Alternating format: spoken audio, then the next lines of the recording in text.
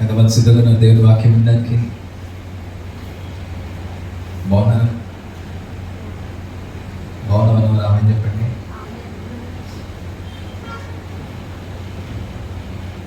So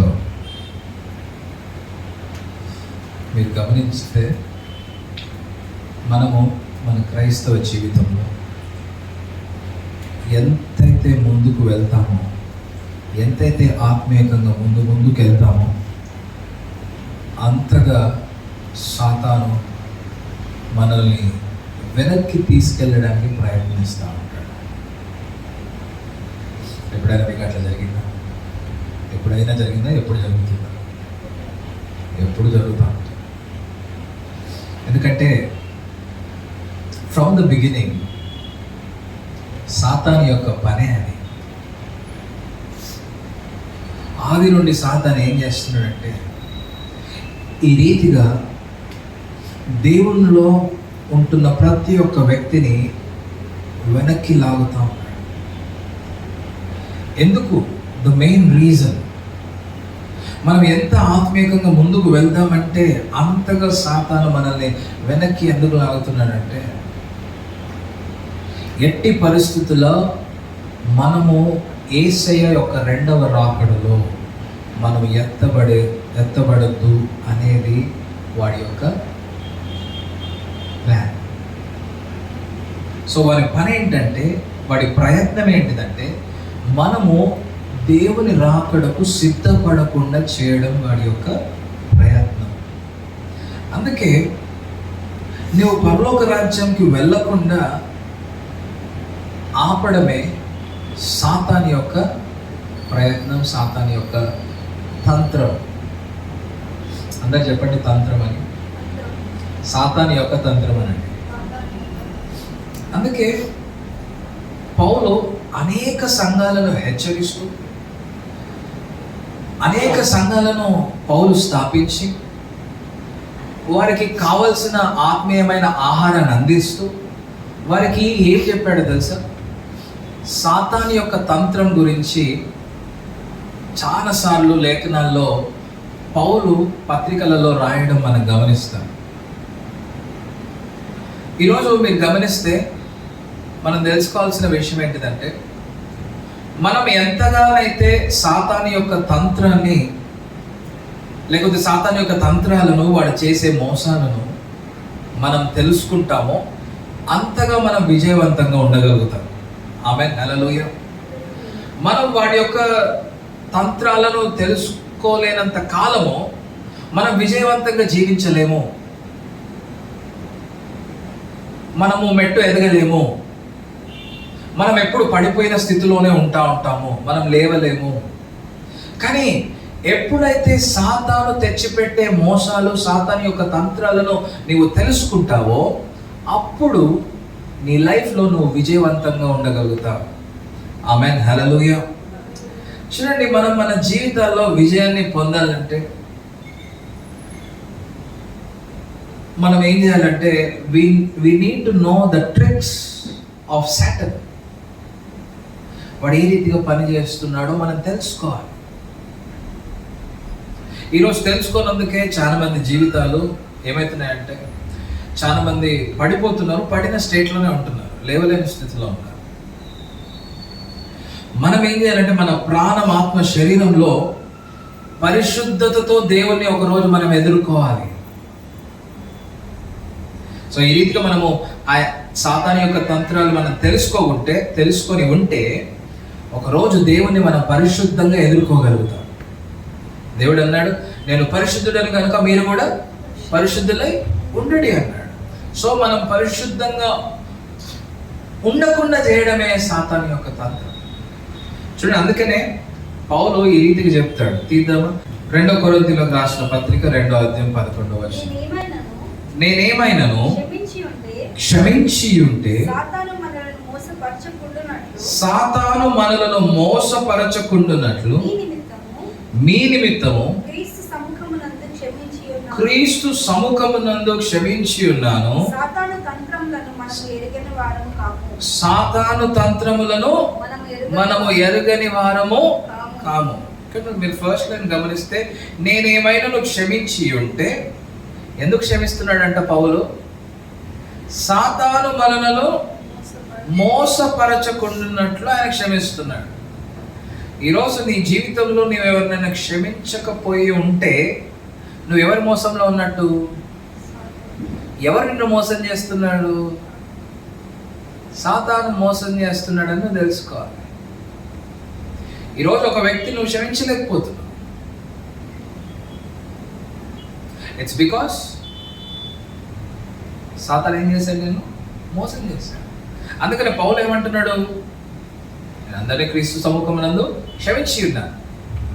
సాతాను తంత్రములను ఇక్కడ మనం అండర్లైన్ చేసుకోవాల్సిన విషయం ఏంటంటే, సాతాను తంత్రములను మనం ఎరుగని వారము కాము. అంటే పౌలుకి ఏం తెలుసు? సాతాను యొక్క తంత్రములు బాగా తెలుసు. కాబట్టి ఎప్పుడు ప్రజలకు పత్రికల ద్వారా ఆయన హెచ్చరిస్తూ ఉన్నాడు. ఇక్కడ పౌలు సాతాను యొక్క తంత్రం గురించి ఎందుకు చెప్తున్నాడో మనం ఆలోచించాలి. ఎటువంటి తంత్రంతో వాడు మన దగ్గరికి వస్తున్నాడు? అసలు తంత్రం అంటే ఏంటి? తంత్రం అంటే ఏంటి? మాయోపాయం, మోసం కదా. తంత్రం అంటే మంత్రం కాదు.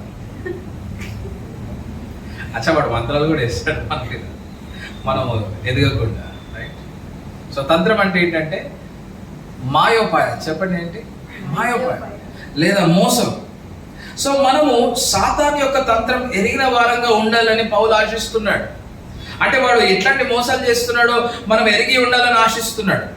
సో సాతాను ఏ తంత్రంతో మన జీవితాలకి, మన ఆత్మీయ జీవితాల్లోకి వస్తున్నాడో మనం తెలుసుకొని మన క్రైస్తవ జీవితాన్ని మనం ఏం చేయాలంటే ముందుకు తీసుకెళ్ళాలి. మనం స్ట్రక్ అప్ అయి ఉండొద్దు ఒక దగ్గర. చాలా మంది స్ట్రక్ అప్ అయిపోతారు ఒక దగ్గర. యేసయ్యని తెలుసుకుంటారు, రక్షణ పొందుతారు. రక్షణ పొందిన తర్వాత అట్ వన్ పాయింట్ వాళ్ళు ఏం చేస్తారంటే ఒక సిచ్యువేషన్ దగ్గర ఆగిపోతారు, ఇంకా ముందుకు రాలేరు, ఇంకొక మెట్టు ఎదగలేరు జీవితంలో, ఇంకా దేవునిలో డీప్గా వెళ్ళలేరు. ఎందుకు అని అంటే they don't know the schemes of Satan. అర్థమవుతుందా మీకు? సో ఏ విధంగానైనా మనల్ని మోసపరిచి సాతాను ఏం చేస్తాడంటే దేవునితో సహవాసం చేయకుండా చేస్తాడు. నాతో ఉంటే ఆమేన్ చెప్పండి. సో ఈరోజు చాలా మంది జీవితాలలో సాతాను తంత్రాలలో ఒక 2 విషయాలు మీకు చెప్పాలనుకుంటున్నాను. సాతాను ఎటువంటి మోసం మన జీవితంలో చేస్తున్నాడంటే 2 విషయాలను మన జీవితంలో పెడుతున్నాడు. ఒకటి ఏంటిదంటే చింత, రెండవది ఏంటిదంటే విచారం. చెప్పండి ఏంటేంటి అవి? చింతను వాడు తీసుకొస్తున్నాడు మన జీవితంలో, విచారాన్ని తీసుకొస్తున్నాడు. అంటే చింత అంటే ఏంటి? యాంగ్జైటీ. విచారం అంటే సారో, దుఃఖాన్ని తీసుకొస్తున్నాడు, బాధను తీసుకొస్తున్నాడు. సో ఈ రెండింటి ద్వారా, ఇంకా ఇవి 2 కాదు, చాలా ఉన్నాయి. వాడు చేసే తంత్రాలు, వాడు చేసే మోసము, వాడు ఉపయోగించే బాణాలు చాలా ఉన్నాయి. కానీ ఈరోజు దేవుడు మీతో మాట్లాడాలనుకున్న విషయం ఏంటిదంటే ఈ 2 విషయాలను మనం గమనించాలి. చింతలతో, విచారాలతో సాతాను ఏం చేస్తున్నాడంటే ఈ చింత అనే బాణాన్ని నీ మీద వేసి, ఈ విచారం అనే ఈ బాణాన్ని నీ మీద వేసి, నీ మీద ప్రయోగించి దేవునితో సహవాసం చేయకుండా చేస్తున్నాడు. సో ఇవి 2 కలిసి పనిచేస్తాయి. ప్రతి వ్యక్తికి ఈ లోకంలో ఏం కలిగి ఉంటాడు? చింత కలిగి ఉంటాడు. మీరు ఏ వ్యక్తినైనా చూడండి, చింత కలిగి ఉంటాడు, విచారాన్ని కలిగి ఉంటాడు. కొన్నిసార్లు దేవుణ్ణి కలిగి ఉన్నా కూడా ఈ చింత, ఈ విచారాలను పోనివ్వకుండా సాతాను ఏం చేస్తాడంటే వీటిని వారి జీవితంలో అనుగ్రహించి దేవునితో సరి అయిన సహవాసం లేకుండా, సంబంధం లేకుండా మనుషులను ఏం చేస్తున్నాడంటే ఈ చింతలు, విచారాలను పెట్టి వారిలో బంధిస్తున్నాడు.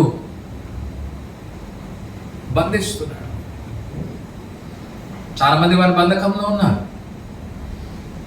అందుకే దేవుడు మనకిచ్చిన దర్శనం ఏంటంటే బంధకంలో ఉన్న వారిని విడిపించాలి. ఎట్లా విడిపిస్తాం మనము? దేవుని యొక్క వాక్యాన్ని ప్రకటించడం ద్వారా. దేవుని వాక్యము సత్యమైనది అంటే మనం సత్యాన్ని ప్రకటించడం ద్వారా ప్రజలు ఏమవుతారు? స్వతంత్రులవుతారు. The truth shall make you, shall set you free. That's the key words of the true church. That's our vision. ఈరోజు బంధకంలో ఉన్న వారు విడిపించబడాలంటే they need to know the truth. సత్యాన్ని తెలుసుకోవాలి. ఈరోజు ఆ సత్యం ఏంటిదంటే, సాతాను ఏ రీతిగా నిన్ను మోసం చేస్తున్నాడో నీవు గనుక తెలుసుకొని నీవు గనుక అలర్ట్ అయితే నువ్వు విజయవంతంగా ఉంటావు. హల్లెలూయా. సో వాడు ఏ రీతిగా చేస్తున్నాడంటే, ఈ లోకంలో ఉన్న వాటిని చూపి ఏం చేస్తున్నాడంటే వాటిలో నీకు సంబంధాన్ని ఏర్పరుస్తున్నాడు, వాటితో సంబంధాన్ని మీకు ఏర్పరుస్తున్నాడు. కానీ దేవుని వాక్యం ఏం సెలవిస్తుంది? లోకము దాని ఆశ గతించిపోతున్నది. కానీ సాతాను ఏం చేస్తున్నాడంటే ఈ లోకంలో ఉన్న వాటిని చూపి వాటిలో సంబంధాన్ని ఏర్పరిచి దేవుని యందు నిజమైన విశ్వాసం లేకుండా చేస్తున్నాడు మనల్ని. మనకు ఎవరి మీద విశ్వాసం ఉండాలి? బేసికల్గా మనము నమ్మే దేవుని మీద విశ్వాసం ఉండాలి కదా. కానీ సాతాను ఏం చేస్తున్నాడు? లోకం మీద విశ్వసించేటట్టు చేస్తున్నాడు. లోకం మీద ఉన్న వాటిని చూపి వాటితో మనల్ని సంబంధాన్ని ఏర్పరుస్తున్నాడు. గమనించాలి. నాతోనే ఉంటే ఆమెను చెప్పారు. సో ఈ చింతలు, ఈ విచారాలు ఎవరి జీవితంలో అయితే ఉంటాయో వారు సరి అయిన రీతిగా దేవునితో సహవాసం చేయలేరు. వాళ్ళు సరిగ్గా దేవుని ఆరాధించలేరు, వారు ప్రార్థించలేరు, వారు వాక్యాన్ని కూడా వినలేరు, వాక్యాన్ని చదవలేరు. ఎందుకంటే ఆ వ్యక్తి ఎప్పుడు చింతించే వ్యక్తి, ఎప్పుడు విచారించే వ్యక్తి, ఎప్పుడు బాధపడే వ్యక్తి, ఎప్పుడు చింతించే వ్యక్తి దేవునితో సహవాసము చేయలేడు. అయితే ఈ చింతన ఎవరు తీసుకొస్తున్నారు చెప్పండి? అలవాటు ఉన్నాడు చెప్పండి. సాతాను తీసుకొస్తున్నాడు. సో ఇవి ఉన్నంత కాలం దేవునికి దగ్గర కాలేరు. మీరు గమనించారు, ఒక వ్యక్తి దేవునికి దగ్గర అవ్వలేకపోతున్నాడు అంటే one of the main reason is చింత, యాంగ్జైటీ, సారో, బాధపడ్డం. ఎప్పుడు ఇవి ఏం చేస్తాయంటే మనల్ని వెనక్కి లాగుతూ ఉంటాం, ముందుకు తీసుకెళ్ళలేవు. పౌలు అంటాడు, నేను ముందుకే పరిగెత్తుతున్నాను, నేను మంచి పోరాటం పోరాడితేనే అన్నాడు, నా పరుగును తుదముట్టించుతూనే అన్నాడు. పరిగెత్తాడు, ముందుకే చూసుకుంటాడు, ముందు వేసే ఉన్నాడు, ముందు సిలువ ఉంది, ముందు సిలువను చూసుకుంటూ పరిగెత్తాడు, వెనక్కి చూడలేదు. అందుకని పౌలు అనగలుగుతున్నాడు ఏమని? నేను సాతాను తంత్రములను ఎరగని వారము కావు అంటున్నాడు. ఆమేన్, హల్లెలూయా. ఈరోజు వాక్యం వింటున్న నీవు, ఈరోజు ఈ వాక్యం వింటున్న నీవు సాతాను యొక్క తంత్రములను నువ్వు తెలుసుకొని ఏం చేయాలి? ముందుకే పరిగెత్తాలి. హల్లెలూయా. గట్టి చెప్పండి, హల్లెలూయా.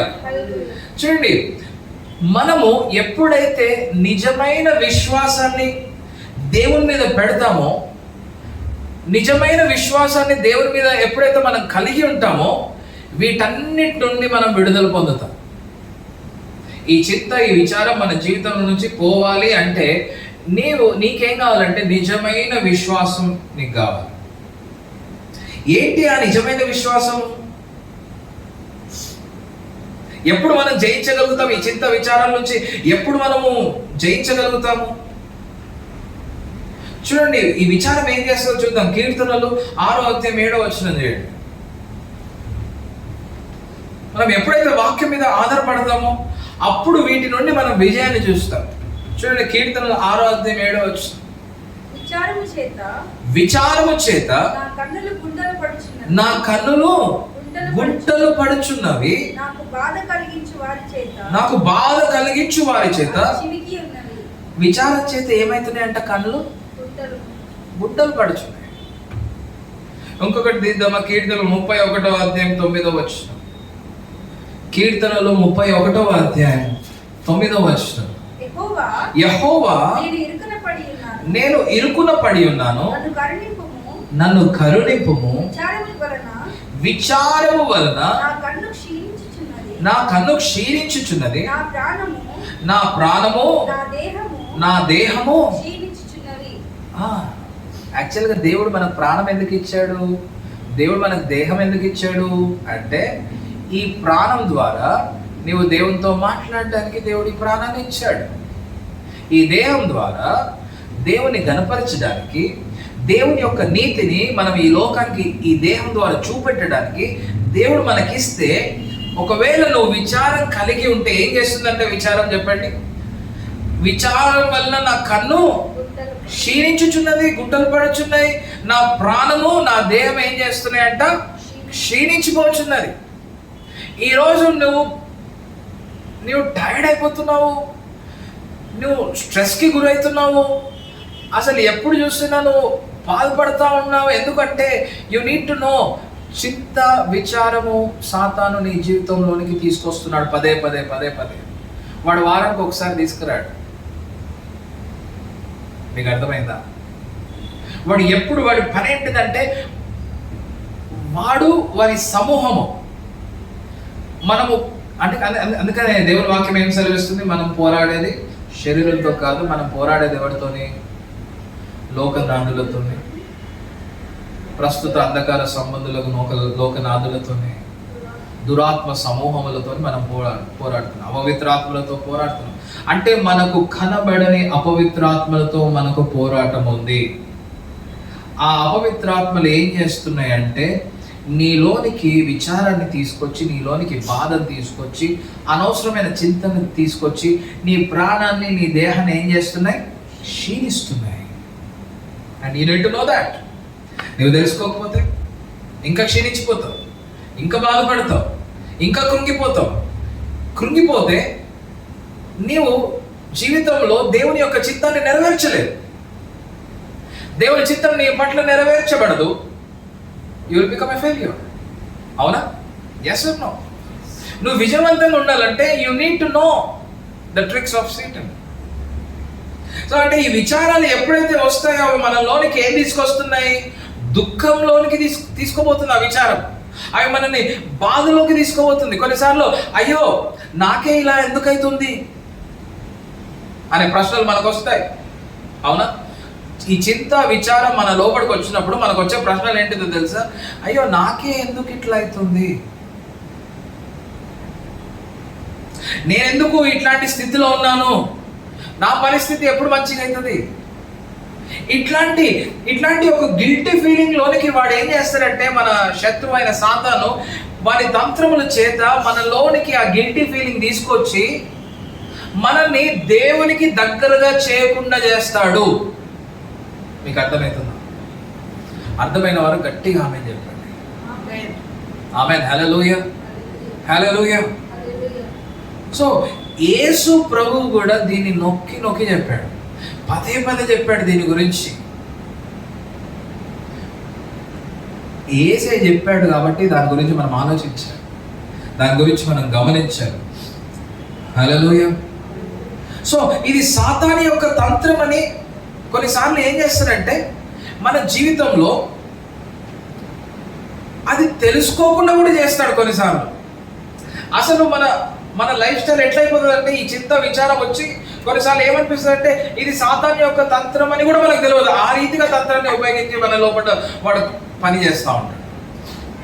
అంటే కొన్నిసార్లు మనం బ్లైండ్ అయిపోతాం, కొన్నిసార్లు మన కనులు తెరవబడిన స్థితిలో ఉంటాం. We need to know that. ఈరోజు దేవుడు నీ కొరకు ఈ వాక్యాన్ని చెబుతున్నప్పుడు, నీకు వినిపిస్తున్నప్పుడు, and you need to believe that this word is for you. నీ కొరకు ఈ వాక్యం. ఆమేన్. చూడండి, లూకా సువార్త 8వ అధ్యాయం 14వ వచనం. యేసు ఏం చెప్తున్నాడో చూద్దాం. లూకా సువార్త 8వ అధ్యాయం 14వ వచనం.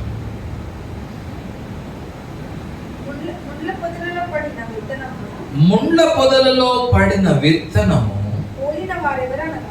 పోలిన వారెవరనగా విని కాలము గడిచిన కొలది జీవన సంబంధమైన విచారముల చేతను ఈ జీవన సంబంధమైన విచారముల చేతను ధన భోగముల చేతను అణచివేయబడి పరిపక్వముగా ఫలింపని వారు. ఈరోజు నీవు ఫలించకపోవడానికి, క్రీస్తులో నిజమైన విశ్వాసం కలిగి ఉండలేకపోవడానికి కారణం ఏంటిదో తెలుసా? కారణం ఏంటి? ఇక్కడ రాశాడు క్లియర్గా. యేసే చెప్పాడు ఏంటి? జీవన సంబంధమైన విచారాలు. చెప్పండి, అందరు చెప్పండి. జీవన సంబంధమైన విచారం.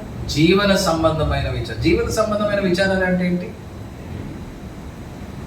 ఈ లైఫ్కి సంబంధించిన విచారం, ఈ లైఫ్కి సంబంధించిన చింత. ఏమంటున్నాడు? జీవన సంబంధమైన విచారాలు చేతను. అంటే ఇవి మన జీవితంలో పెట్టి మనల్ని వాడు తన అధికారంలోనికి బంధించి మనల్ని ఏం చేస్తున్నాడు అంటే సాతాను పరిపాలిస్తున్నాడు. మనల్ని పరిపాలించాల్సింది ఎవరు? చెప్పండి, చెప్పండి. దేవుడు. కానీ ఎవరు పరిపాలిస్తున్నారు? చాలాసార్లు సాతాను పరిపాలిస్తున్నారు. యాక్చువల్గా దేవుడు మనకు అధికారం ఇచ్చాడు వారి మీద. మనం దేవుడు ఇచ్చిన అధికారాన్ని యూజ్ చేయము. వాడు పెట్టిన తంత్రాలలో మనం మునిగి తేలుతూ ఉంటాము. మనమేమో ఆయనలో మునిగి తేలాలని, ఆయన ప్రేమలో మునిగి తేలాలని దేవుడు కోరుకుంటా అంటే మనం ఎందులో మునిగి తేలుతూ ఉంటాం? వాడు పెట్టే చింతలలో మునిగి తేలుతూ ఉంటాం. అదే ఉంటుంది మన పరిస్థితి, అవునా? సో క్రీస్తుని కలిగి ఉంటున్నారు. కానీ ఈరోజు చూడండి, చాలామంది క్రీస్తుని కలిగి ఉంటున్నారు, క్రీస్తు కొరకు జీవించాలని ఆశపడుతున్నారు, కానీ చేయలేకపోతున్నారు. ద మెయిన్ రీజన్ ఏంటి? చింత. రెండవది విచారం. అంటే సాతాను ఏ రీతిగా తెస్తున్నాడు ఈ చింతన విచారాన్ని? జీవన సంబంధమైన విచారాలతో. అంటే ఈ లైఫ్కి సంబంధించిన, నీ లైఫ్కి సంబంధించిన విచారం.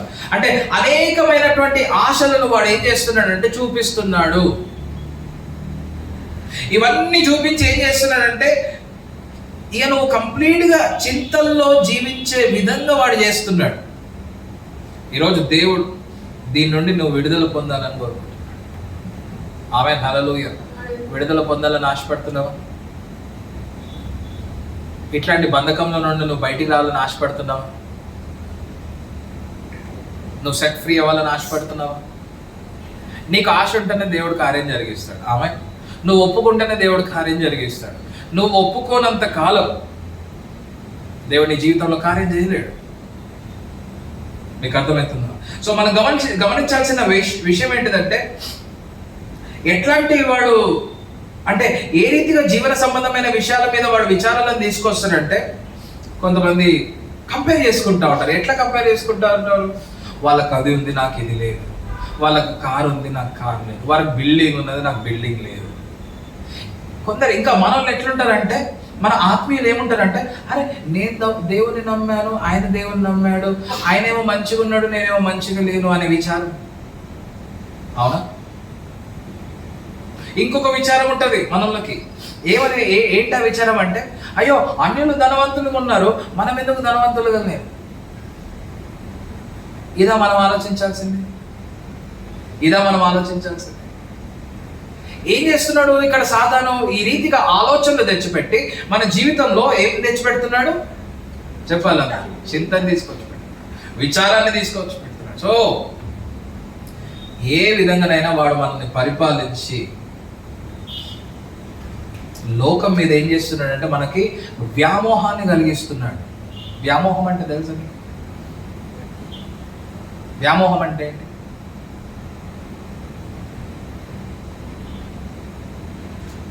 తర్వాత చూడండి, లోకం మీద ఏం కలిగిస్తున్నాడు వాడు? వ్యామోహం అంటే ఇష్టాన్ని కలిగజేస్తున్నాడు. అంటే వాడు ఏం చేస్తున్నాడు అంటే బేసికల్గా ఈ లోకమే శాశ్వతమని మన లోపల ఫిక్స్ చేస్తున్నాడు. మన హార్ట్స్లో ఏం ఫిక్స్ చేస్తున్నాడు? ఈ లోకం శాశ్వతమని ఫిక్స్ చేస్తున్నాడు హార్ట్స్లో. అందుకని ఈ లోకమే శాశ్వతం అని చాలా మంది అనుకొని ఈ లోకంలో బ్రతకాలంటే మనకు ఒక మంచి బిల్డింగ్ ఉండాలి, మనకు ఒక మంచి కారు ఉండాలి, మనకు ఆస్తి ఉండాలి, లగ్జూరియస్ లైఫ్ ఉండాలి అని అనేక విధాలుగా రకరకాలైన ఆలోచనలు వాడు ఏం చేస్తున్నాడంటే హృదయంలో పెడుతున్నాడు. మీకు అర్థమవుతుందా? ఈరోజంతా వాక్యం మీకు అర్థమవుతుందా? సో ఈ చింతలు విచారాలను మనం జయించగలిగితే ఈ లోకంలో ఎవ్వరు కూడా, అంటే ఏ సాతాను తంత్రం కూడా మనలను పట్టలేవు. ఆమేన్, హల్లెలూయా. ఎందుకంటే మనిషి ముడిపడిందే చింతలు విచారాలతో. మీరు గమనించండి, ఏ ఇంటికి పోయినా ఏం మాట్లాడతారు? డబ్బు గురించిన చింత ఉంటుంది, అంతేనా? మా చుట్టబోడు బాగా అవుతుంది, నేను అవ్వట్లే, ఇదే చింత. అదే పక్కన ఎదుగుతున్నా, నేను ఎదగట్లేదు అని చింతపడ్డా. చింతించకుండా నువ్వు ఇంకేమైనా చేయొచ్చు. నీకు ఎప్పుడైతే యేసే నమ్ముతున్నావో నువ్వు ఆల్రెడీ విజయం వైపు నడుస్తున్నావని నువ్వు తెలుసుకోవాలి. హల్లెలూయా. ఈ చింతలు విచారాలు నీ లోపలికి రావద్దంటే, ఈ తంత్రం నీ లోపల పనిచేయద్దంటే, నువ్వు తెలుసుకోవాల్సిన విషయం ఏంటిదంటే, the moment you are save, నీవు రక్షణ పొందిన నాటి నుండి నువ్వు విజయం వైపు నడుస్తున్నావు. బేసికల్ గా మధ్యలో వాడు తీసుకొచ్చే తంత్రంలో నువ్వు పడిపోవద్దు. అంటే ఇదే విశ్వాసం కలిగిన జీవితం అంటే. అంటే దేవుడు ఎటువంటి విశ్వాసాన్ని మన లోపల కలిగి ఉండాలని ఆశపడుతున్నాడు అంటే, లాస్ట్ టైం మన విశ్వాసం గురించి మాట్లాడుకున్నప్పుడు చెప్పాను, హెబ్రీయులకు రాసిన పత్రిక 11వ అధ్యాయం 6వ వచనం ఏంటిది? విశ్వాసం లేకుండా దేవునికి ఇష్టదై ఉన్నట్టు అసాధ్యము.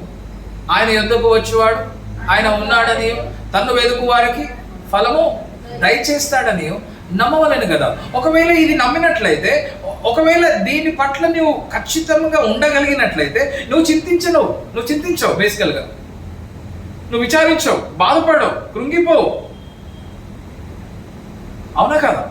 ఒకవేళ నిజముగా కనుక ఈ వాక్యాన్ని నువ్వు నమ్మగలిగితే, ఏమని నమ్మగలిగితే, దేవుని యొద్దకు వచ్చేవాడు ఆయన ఉన్నాడని, తన్ను వెదుకు వారికి ఫలం దయచేస్తాడని నువ్వు నమ్మితే నీ లోపలికి ఏమి రావు? చింతలు రావు, విచారాలు రావు, నువ్వు కృంగిపోవు, నువ్వు నశించిపోవు. ఈరోజు దేవుని సంపూర్ణంగా నమ్మలేని స్థితిలో ఉంటున్నారు చాలా మంది. ఎందుకంటే నిజమైన విశ్వాసం లేదు. నువ్వు నిజమైన విశ్వాసాన్ని కలిగి ఉంటే ఈ చింతలు, ఈ విచారాలు నీ జీవితంలోకి అడుగు పెట్టవు. ఆమేన్, హల్లెలూయా. ఎందుకంటే నువ్వు దేవుని మీదనే ఫోకస్ చేస్తూ ఉంటావు. విశ్వాసం అంటే అదే, దేవుని మీదనే నీ దృష్టి నిలుపుకోవడం. నీకు వచ్చే బాధల మీద కాదు నువ్వు దృష్టి నిలుపుకోవడం. అయితే ఈరోజు ఒక 3 విషయాలు నేను చెప్దాం అనుకుంటున్నాను. ఈ చింత, ఈ విచారం నీకు ఎక్కడెక్కడ కలుగుతుందో ఒక 3 విషయాలు నేను చెప్పాలని ఆశపడుతున్నాను. మొట్టమొదటిది, ఈ చింత నీకు ఎక్కడ కలుగుతుందంటే నీ ఆత్మలో కలుగుతుంది. అంటే ఆత్మ అంటే నీ హృదయం. చెప్పండి, ఏంటది? హృదయం. ఈ చింతలు, ఈ విచారాలు ఎక్కడ కలుగుతున్నాయి అంటే నీ హృదయంలో ప్రారంభమవుతున్నాయి. చూడండి, లూకా సువార్త 21వ అధ్యాయం తీద్దాం. లూకా సువార్త 21వ అధ్యాయం 34వ వచనం చూడండి. మీ హృదయములో ఒకవేళ తిండి వలనను మత్తు వలనను ఐహిక విచారము వలనను మందముగా ఉన్నందున ఆ దినము అకస్మాత్తుగా మీ మీదికి ఉరి వచ్చినట్టు రాకుండా మీ విషయమై మీరు జాగ్రత్తగా ఉండండి. మీ విషయమై మీరు జాగ్రత్తగా ఉండండి. చూడండి, మీ హృదయములో ఒకవేళ అన్నాడు. ఏమన్నాడు? మీ హృదయములో ఒకవేళ దేంతో నిండి, తిండి వలనను మత్తు వలనను ఐహిక విచారంలో, you have to underline this point, ఐహిక విచారము వలన మందముగా ఉంటే ఎంత డేంజర్ అంటే ఐహిక విచారం అంటే the cares of this world. ఈ ఐహిక విచారం ఎంత డేంజర్ అంటే, అకస్మాత్తుగా ఒకవేళ నువ్వు విచారంలో ఉండి దేవుడు రాకడ వచ్చింది అనుకోండి, ఫర్ ఎగ్జాంపుల్ ఏమంటున్నాడంటే, నువ్వు విచారం కలిగి ఉంటావు, నువ్వు చింత కలిగి ఉంటావు. ఇదే విచారంలో, ఇదే చింతలో నీవు ఉంటూ, ఇదే ఐహిక విచారంలో నువ్వు కలిగి ఉన్నప్పుడు సడన్ గా దేవుడు వచ్చాడు అనుకోండి, సడన్ గా ఏసే రాకడ వచ్చింది అనుకోండి, నీ హృదయం ఎట్లుంటుంది? అప్పుడు మందంగా ఉంటుంది. అందుకని ఏమంటున్నాడు? అకస్మాత్తుగా మీ మీదికి ఉరి వచ్చినట్టు రాకుండా మీ విషయమే మీరు ఏం చేయాలి? జాగ్రత్త పడాలి. నువ్వే చింతలను ఎప్పుడు విచారాన్ని నువ్వు కలిగినట్లయితే you need to be careful. ఆమేన్, హల్లెలూయా. సో ఇక్కడ మన ఆత్మలో ఉన్న చింత గురించి దేవుడు మాట్లాడుతున్నాడు. మన హృదయంలో ఉన్న చింత గురించి దేవుడు మాట్లాడుతున్నాడు. నువ్వు హృదయంలో ఏం కలిగి ఉన్నావు? అందుకని యేసయ్య అన్నాడు, హృదయం అన్నిటికంటే మోసకరమైనది, అది ఘోరమైన వ్యాధి అన్నాడు. ఎందుకంటే ఆ హృదయంలో నుండి ఏమేమి వస్తాయి? ఆ హృదయంలో నుండే కోపం వస్తుంది, ఆ హృదయం నుండే జలసి వస్తుంది, ఆ హృదయం నుండే ఏమొస్తాయి? చింతలు, విచారాలు, రకరకాలైన పదార్థాలు ఆ హృదయంలో నుండి వస్తాయి. అవి మనల్ని ఆ హృదయంలో నుండి బయటికి తీసుకొచ్చి ఏం చేస్తాయి అంటే అవి మనల్ని, ఈ శరీరాన్ని ఏం చేస్తాయి అంటే బాగా క్షీణింపజేస్తాయి. అందుకని మన విచారం ఏం చేస్తుంది? మనల్ని, మన దేహాన్ని క్షీణిస్తుంది. సో ఇక్కడ ఐహిక విచారాలు అంటే ఏంటిదంటే మీరు తెలుసుకోవాల్సిన విషయం ఏంటిదంటే ఐహిక విచారములు. చెప్పండి. ఐహిక విచారములు అంటే ధనాపేక్ష. ధనాపేక్ష అంటే నేను ఇలా సంపాదించాలి, ఇలా ఉండాలి అని మనం అనేకమైన ప్రయత్నాలు చేస్తూ ఉంటాం. అంటే చేయడం తప్పు కాదు, ప్రయత్నం చేయడం తప్పు కాదు, సంపాదించడం తప్పు కాదు. కానీ కొన్నిసార్లు ప్రజలు ఏం చేస్తారంటే ఈ ఐహిక ధనాపేక్షను బట్టి ఏం చేస్తారంటే వేరే మార్గంలో సంపాదించడానికి ప్రయత్నిస్తూ ఉంటారు. ప్రజలను మోసం చేసి సంపాదించాలని ప్రయత్నిస్తారు. అందుకని దేవుని వాక్యం ఏం సెలవిస్తుందంటే ఈ ఐహిక విచారాలు అంటే ధనాపేక్ష. చెప్పండి ఏంటది? ధనాపేక్ష. ఈరోజు చాలా మందికి ఉన్న విచారం ఏంటో తెలుసా? ధనాపేక్ష. ఎప్పుడైతే మనము ఉన్న దాంట్లో తృప్తి పడకుండా, దేవుడు ఇచ్చిన దాంట్లో తృప్తి పడకుండా, నాకు ఇంకా కావాలి, నాకు ఇంకా ఎక్కువ కావాలి అనే ఆలోచనలు ఎప్పుడైతే నీ లోపలికి వస్తున్నాయో అప్పుడే నువ్వు గమనించాలి, నువ్వు జాగ్రత్త పడాలి. ఏంటంటే సాతాను ఏం చేస్తున్నాడు? నిన్ను ఐహిక విచారమును నీ లోపలికి తీసుకొస్తున్నాడు. అంటే ధనాపేక్షను నీ లోపలికి తీసుకొస్తున్నాడు అని నువ్వు గమనించాలి. అప్పుడు గమనించి నువ్వేం చేయాలి? తీసుకురాని అని ఇన్వైట్ చేయద్దు. ఏం చేయాలి? జాగ్రత్త పడాలి. ఎందుకంటే you don't know when the lord is coming. Yesayya ఎప్పుడు వస్తున్నాడో నీకు తెలియదు. అకస్మాత్తుగా వచ్చాడనుకో యేసయ్య, అప్పుడే నువ్వు ధనాపేక్ష కలిగి నాకు ఇంకెక్కువ కావాలని నువ్వు అనుకుంటున్నావు అనుకో,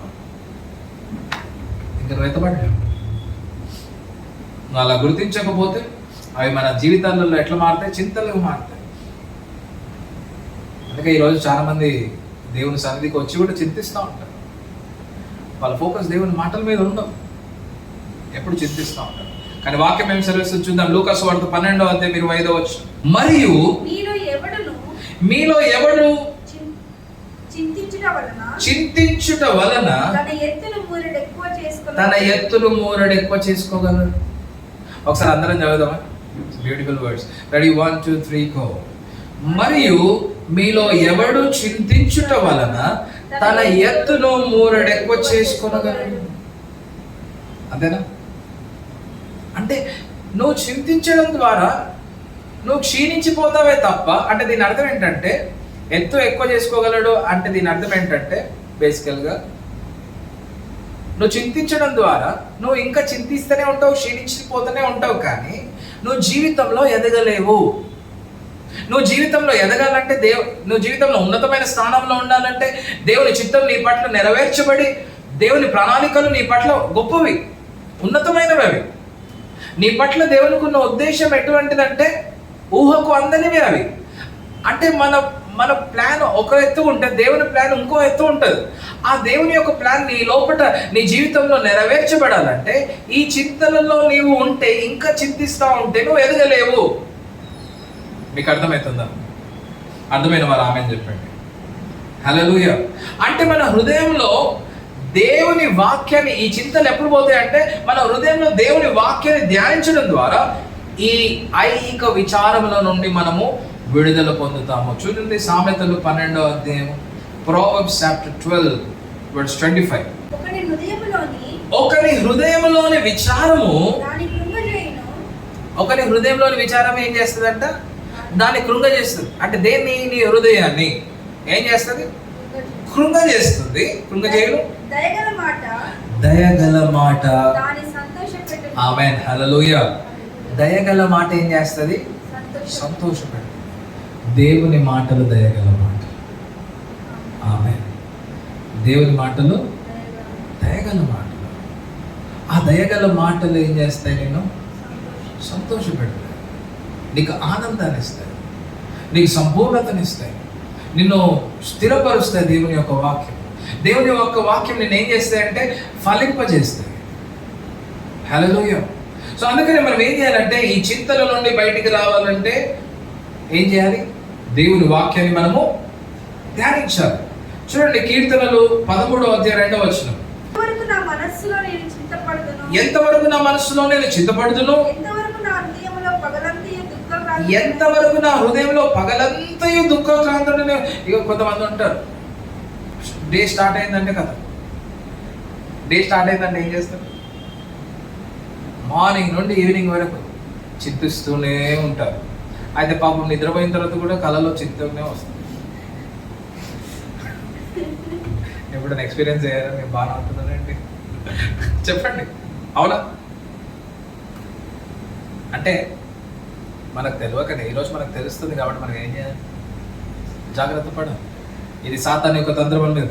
ఆ తర్వాత చూడండి, ఎంతవరకు నా శత్రువు నా మీద తన్ను, ఎంతవరకు నా శత్రువు నా మీద తన్ను. అంటే నువ్వు చింతించడం ద్వారా, నువ్వు మనసులో చింతించడం ద్వారా, నువ్వు దినమంతా పగలంతా దుఃఖాక్రాంతుడమై ఉంటే ఏం చేస్తున్నాడు? శత్రువు నీ మీద, నీ మీద తనని తాను హెచ్చించుకుంటున్నాడు. నువ్వు దేవుని అంటే దేవునికి ఇవ్వాల్సిన మహిమ, దేవునికి రావాల్సిన ఘనత ఎవరికి కలుగుతుంది? ఇప్పుడు నీకు తెలియకుండానే సాతానికి కలుగుతుంది. దేని ద్వారా నువ్వు సాతానికి కలుగజేస్తున్నావు? వాడికి మహిమను ఎట్లా కలుగజేస్తున్నావు? ఎట్లా తీసుకొస్తున్నావు సాతానికి నువ్వు మహిమ? అంటే నువ్వు చింతించడం ద్వారా. నీవు చింతించడం దేవుని యొక్క చిత్తం కాదు. అందుకని ఏసేమన్నాడంటే, నువ్వు చింతపడ్డావా, నీ చింత యావత్తంతా తీసుకొచ్చి నా మీద మోపు, ఎందుకంటే నేను నిన్ను పట్టించుకుంటాను. Because I care for you. ఆమేన్. హల్లెలూయా, హల్లెలూయా. సో ఈరోజు చాలా మంది విచారాలను హృదయంలో పెట్టుకొని సాతానుకు అవకాశం ఇస్తున్నారు. అంటే అందుకనే ఒక వాక్యం ఉంటుంది, నీ ధనం ఎక్కడ ఉండునో నీ హృదయం. నీ ధనం నీ బ్యాంకులోనే ఉండాలి, నీ హృదయం ఎక్కడ ఉండాలి? దేవుని దగ్గర ఉండాలి.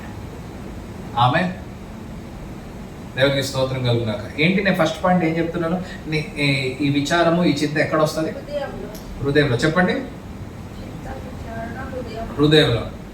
సో రెండవది ఎక్కడ ఉంటుంది అంటే, నీ ఈ చింత, ఈ విచారాలు ఎక్కడ ఉంటాయి అంటే నీ ప్రాణంలో ఉంటుంది. చెప్పండి, ఎక్కడ ఉంటుంది? నీ ప్రాణంలో. చూడండి, మత్తయి సువార్త 6:25. అందువలన నేను మీతో చెప్పినదేమనగా, ఏమి తిందుమో ఏమి త్రాగుదుమో అని మీ ప్రాణమును గూర్చి అయినను, ఏమి ధరించుకుందుమో అని మీ దేహమును గూర్చి అయినను చింతింపకుడి. ఎవరంటున్నారు ఈ మాటలు? ఏసే అంటున్నాడు, చింతపడకండి. అంటే ఆయనకు తెలియదా? అయ్యా నీకు తెలియదు అయ్యా, నేను ఎంత గోత్రు అవుతున్నానో అసలు మీకు తెలియదు అని మనం అంటాం. ఏసే ఏమంటున్నాడు అంటే అన్నీ తెలియకుండా అంటున్నాడు. ఏసే అన్న ఇప్పుడు లేడు కదా ఏసయ్య, 2000 years బ్యాక్ వచ్చాడు. అప్పుడు వాళ్ళకి ఎన్ని ఉంటాయి, అసలు కష్టాలు ఉంటాయి. వాళ్ళకి పోతారు, ఆ సముద్రంలో చేప పట్టుకొని వస్తారు, తింటారు, హ్యాపీ బతుకుతారు. వాళ్ళకి ఏం చింతలు ఉన్నాయంట? వాళ్ళకు కూడా చింతలు ఉన్నాయి, ఆ కాలంలో చింతలు ఉన్నాయి, వాళ్ళకు కూడా విచారాలు ఉన్నాయి. అందుకని ఏమంటున్నాడు ఏసయ్య? చింతింపకుడి. కానీ ఛాన్సర్ మనం ఏమంటాం? అసలు దేవునికి మన పరిస్థితి తెలియదు, తెలుసు అట్లా మాట్లాడాడు. అవును, నేను దేంట్లో గోత్రం అవుతున్నా నీకు తెలుసా అని అంటాం. కొందరు అంటాం కదా, నా షూస్లు ఉంటే ఆలోచించండి. అవును, కానీ నీ షూ సైజ్ ఆయన షూ సైజ్ వేరే తెలియదు. మీకు అర్థమైందా? కరెక్టే. ఆయనకుండే బాధలు ఆయనకుంటే, అంటే ఆయన షూ సైజ్ పెద్దగా ఉన్నదంటే నేను ఏమంటా అంటే ఆయనకున్న బాధలు కొన్ని పెద్దగా ఉండాలి, నీకు కొంచెం చిన్నగా ఉండదు. చూడండి, ఏసే మనకు ఒక మాట ఇచ్చాడంటే ఆయనకి నీ గురించి బాగా తెలుసు, మన గురించి బాగా తెలుసు, మనం చింతిస్తామని తెలుసు. అందుకని మనం ఏమంటున్నాడు? చింతపడద్దు అంటున్నాడు. అసలు బేసికల్గా ఈ లోకంలో మనకి దేని గురించి చింత ఉంటుంది? డబ్బు మీద ఉంటుంది. సంపాదించదంట. అయితే దాని గురించి చింతపడద్దు అంటున్నాడు. ఎందుకంటే he knows everything about you. అయితే ఇప్పుడు దేని మీద చింత గురించి మాట్లాడుతున్నాడే? మొట్టమొదటిదేమో హృదయంలో, రెండవది ప్రాణంలో. ఏమంటున్నాడు? మీ ప్రాణమును గురించి అయినను చింతింపకుడి అంటాడు. అంటే మన ప్రాణంలో ఏదైతే దేవుడు సిద్ధపరిచాడో, అంటే మన లైఫ్కి దేవుడు ఏదైతే సిద్ధపరిచాడో అది ఖచ్చితంగా దేవుడు నీకు అనుగ్రహిస్తాడు. దేవుడు నీకు సిద్ధపరిచిన మేలులన్నీ మంచివి. దేవుడు నీ కొరకు సిద్ధపరిచినవన్నీ కూడా మంచివి, అవి నీకు ఉపయోగకరమే, అవి సరి అయినవే. నువ్వు దాని గురించి చింతపడిన అవసరం లేదు. చూడండి, మత్తయి సువార్త 6:26. అంటే బేసికల్గా మీరు ఎట్లుండాలంటే, నీ ప్రాణాన్ని సృజించిన దేవుడు నీ ప్రాణాన్ని ఎట్లా పోషించాలో ఆయనకు తెలియదా? తెలుసు. చూడండి, మత్తయి సువార్త 6:26. ఆకాశ పక్షులను చూడండి, అవి విత్తవు, కోయవు, కొట్లలో కూర్చుకొనవు, అయినను మీ పరలోకపు తండ్రి వాటిని పోషించుచున్నాడు. మీరు వాటి కంటే బహుశ్రేష్ఠులు కారా? మీరు వాటికంటే బహుశ్రేష్ఠులు కారా? అవును. పరలోక రాజ్యాన్ని నీ కొరకు సిద్ధపరిచాడు యేసయ్య. యేసయ్య వచ్చి చనిపోయింది నీ కొరకు. ఆమె పశువుల కొరకు కాదు, జంతువుల కొరకు కాదు ఆయన వచ్చింది. అంటే మీరు ఎంత శ్రేష్టమైన వ్యక్తిలో మీరు గమనించాలి. మీరు ఎంత దేవుని దృష్టిలో మీరు ఎంతమైన విలువైన వ్యక్తిలో మీరు గమనించాలి. మీ విలువను మీరు తెలుసుకోవాలి. You need to know about you. నువ్వు ఎంత విలువైన వ్యక్తివో, నువ్వు ఎంత విలువైన వ్యక్తివి అంటే నువ్వు ఆయన రక్తము చేత కడగబడ్డావు, శుద్ధీకరించబడ్డావు. నిన్ను దేవుడు నీతిమంతుడు అని అంటున్నాడు. అంత విలువైన వ్యక్తివి నువ్వు. మళ్ళీ దేవుడి వాక్యంలో ఉంటాడు, నీతిమంతుడు లేడు, ఒక్కడు లేడు. కానీ ఏం చేశాడు దేవుడు? నిన్ను నీతిమంతుడిగా చేశాడు ఉచితముగా. అంటే నువ్వు ఒక విలువైన వ్యక్తివి. ఎప్పుడు చింతపడాల్సిన అవసరం లేదు. మొదటిదేమో హృదయంలో చింత, రెండవది ప్రాణంలో చింత, మూడవది ఏంటిదంటే శరీరంలో చింత. శరీరంలో చింత విచారం. మత్తయి సువార్త 6:25 మీరు గమనిస్తే, మీతో చెప్పినది ఏమనగా, ఏమి తిందుమో ఏమి త్రాగుదుమో అని మీ ప్రాణములను గూర్చేనను, ఏమి ధరించుకొందుమో అని మీ దేహమును గూర్చేనను. ఈరోజు చాలా మంది నా దేహాన్ని ఇలా అలంకరిస్తే బాగుంటుంది, మంచి వస్త్రాలు నేను ధరిస్తే బాగుంటుంది అని చింతపడతా ఉంటాను. ఇదొక చింత, ఇది ఘోరమైన చింత, ఇది ఘోరమైన విచారం. అవును, ఇట్లా చింతపడి మనం ఏమి ఎక్కువ చేసుకోగలుగుతాం? చింతనే ఎక్కువ చేసుకోగలుగుతాం, అంతేనా? ఇంకోటి ఏమి ఎక్కువ చేసుకోలేము. సో శరీరం గురించి ఎక్కువగా మనం ఆలోచిస్తున్నాం. నా శరీరాన్ని మనం ఏం ఆలోచించాలంటే, నా శరీరాన్ని దేవుని సన్నిధానంలో ఎట్లా నలగొట్టుకోవాలి, ఎట్లా ఈ శరీరాన్ని నేను కంట్రోల్ చేసుకోవాలి. చూడండి, రోమీయులకు రాసిన పత్రిక 12:1-2 చదివి వినిపిస్తాను. కాబట్టి సహోదరులారా, పరిశుద్ధమును దేవునికి అనుకూలమునైన సజీవ యాగముగా మీ శరీరములను ఆయనకు సమర్పించుకొనుడని దేవుని వాత్సల్యమును బట్టి మిమ్మును బతిమాలుకొనుచున్నాను. ఇట్టి సేవ మీకు యుక్తమైనది. I beseech you therefore, brethren, by the mercies of God, that you present your bodies as a living sacrifice. యేసే రాకడ వచ్చే వరకు మన శరీరములను మనం ఏం చేయాలి? సజీవ యాగంగా సమర్పించుకోవాలి. ఈ శరీరంతో మనము ఏం ధరించుకోవాలి అనే విచారాలను పక్కకు పెట్టి దేవుడు ఏమంటున్నాడంటే, మత్తయి సువార్త 6వ చివరి వచనాలు ఒకసారి చదువుదాం. మత్తయి సువార్త 6వ అధ్యాయం చివరి వచనాలు చదువుదాం. 32వ వచనం చూడండి. అంటే మనకేమి కావాలి? లైఫ్కి సంబంధించిన మనకేం కావాలి? లైఫ్లో మనకి ఏం కావాలి? డబ్బు కావాలి. డబ్బు ఉంటే మనకి తిండి దొరుకుతుంది, ఇల్లు దొరుకుతుంది, వస్త్రాలు ఉంటాయి. ఇవన్నీ కావాలని దేవునికి తెలుసు. చెప్పండి, ఇవన్నీ కావాలని ఎవరికి తెలుసు? దేవునికి తండ్రికి తెలుసు, దేవునికి తెలుసు. ఇవన్నీ మీకు కావాలని మీ పరలోకపు తండ్రికి తెలియనన్నాడా? తెలియజెప్పండి అన్నాడా? తెలియను. తెలుసు అన్నాడా? మీరు చెప్తే కొంచెం బాగుంటుంది, తెలియదు కదా దేవునికి, కొంచెం మీరు అందించాలి, ఇంటి ఇవ్వాలి అన్నాడా? లేదు. ఈ నోస్. ఆయనకు నీకంటే బాగా తెలుసా? సరే ఆలోచించారు ఎప్పుడన్నా, దేవునికి నాకంటే బాగా తెలుసా? తెలుసు అంటారా? ఆమె చూడండి ఆ తర్వాత, కాబట్టి మీరు ఏం చేయాలి? ఆయనకు తెలుసు కాబట్టి మీరు ఆయన రాజ్యమును నీతిని మొదట వెతుకుడి. మీరు ఆయన రాజ్యమును నీతిని మొదట వెతకాలి. మనం ఏం చేయాలి ఇప్పుడు? ఆయన రాజ్యమును ఆయన నీతిని మనము మొదట వెతుకుడి, అప్పుడు అవన్నీ మీకు అనుగ్రహింపబడును. హల్లెలూయా, హల్లెలూయా. అయితే మనం చింతించకుండా మనం చేయాల్సిన పని ఏంటిదంటే, ఎన్ని కష్టాలు రాని, ఎన్ని నష్టాలు రాని, ఎన్ని బాధలు రాని, ఎన్ని రాని, మనం ఏం చేయాలి? మన ఫోకస్ ఏమై ఉండాలా? దేవుడు మనకి ఇచ్చిన పని మనం చేసుకుంటా ఉండాలి. అదే రీతిగా the main thing what we have to do is, ఆయన రాజ్యాన్ని మనం వెతకాలి, ఆయన నీతి మనం వెతకాలి. ఏ రీతిగా వెతకాలి? ప్రార్థన ద్వారా, వాక్యం ద్వారా, దేవుని ఆరాధించడం ద్వారా. ఆయన రాజ్యాన్ని, ఆయన నీతిని మనం దేవుని వెతుకుతున్నాం, దేవునితో సహవాసం కలిగి ఉంటున్నాం. ఆమేన్, హల్లెలూయా.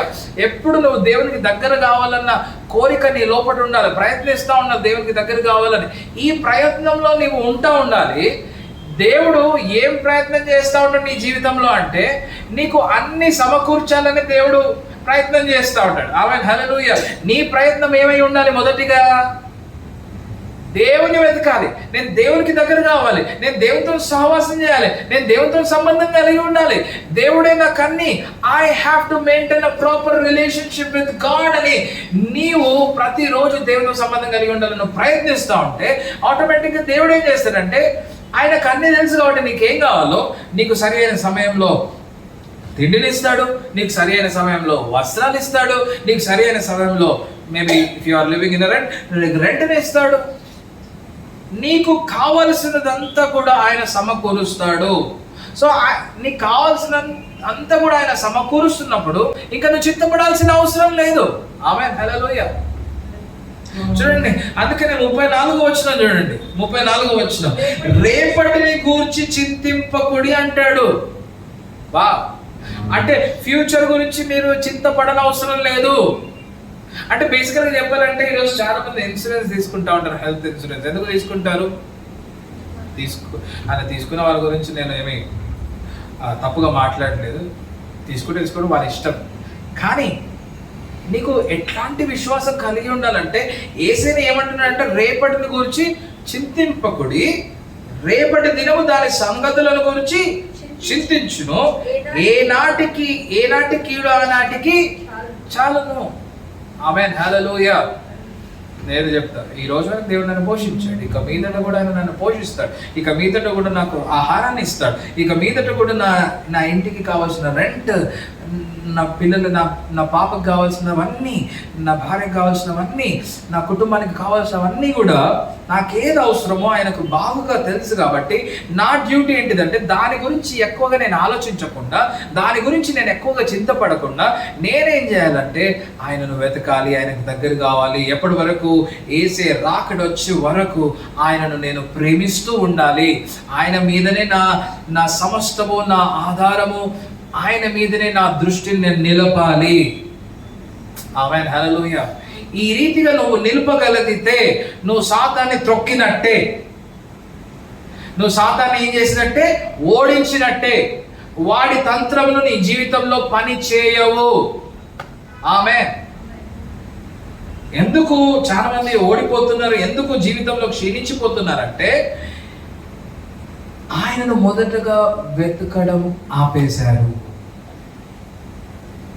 అందుకనే మీకు మొదటిగా దేవుడు ఉండాలి మీ జీవితంలో. హల్లెలూయా.